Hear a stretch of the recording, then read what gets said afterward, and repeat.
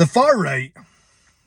I have been asking this question for a long time now, because we're told all about the far right. We're told about how dangerous they are and how much of a risk they pose to democracy, and all those buzzwords used by the political parasites that we have in Westminster and the globalists that we have in Brussels. So I thought that I would do a wee bit of digging to see how these far right were.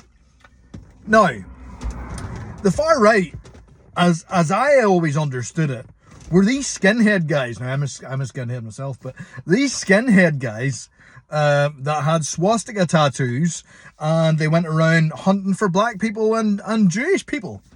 That's who I always knew to be the far right, but it seems to have changed.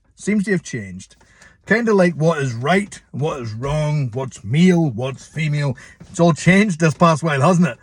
Ridiculous. So I went looking for the far right, these far right terrorist groups. Do you know what I found? I found these designated terrorist organizations. There's a list of them in Wikipedia. I'll put it into a comment, down below there, so that people can go to it and see. And strangely enough, the majority of the designated terrorist groups and or groups to be concerned about en masse were predominantly Islamist terrorist groups, Hezbollah and all that kind of stuff. And one of the other ones, which was supported by Joe Biden and all those other clowns in Ukraine, was the Azov battalion. And that's about the only thing that I could find that would have been really far right, i.e. out there to, kill people because of their skin colour and or their religious belief. I couldn't see anything else. There was nothing else that I could see.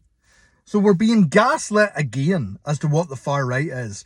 It's getting to the stage that the far right are just going to be people like you and me.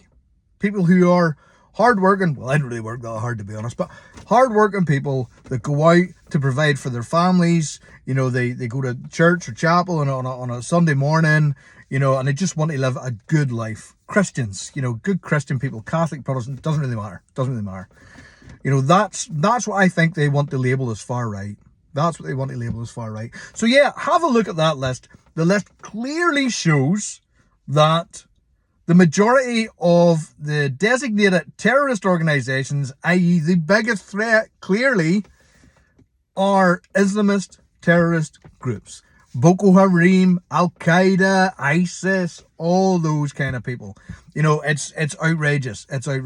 So don't listen to these politicians. Don't listen to these far left news outlets. I hate all that far right shit and far left shit and centre shit and all that kind of stuff. Just be a good person. That's all you need to do, is be a good person. So yeah, have a look at that, because I was completely shocked. Well, was I shocked? No, I wasn't really that shocked, to be honest.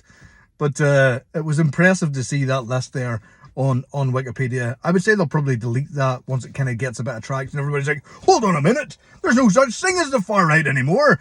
If there is, I'd like to see them. How many far right groups out there, by the way, are removing people's heads from their shoulders, putting them into orange jumpsuits, drowning them and doing whatever else?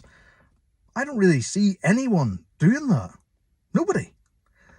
So yeah, far right, full of shit. And I think that far right really just is the other way around. It's right so far.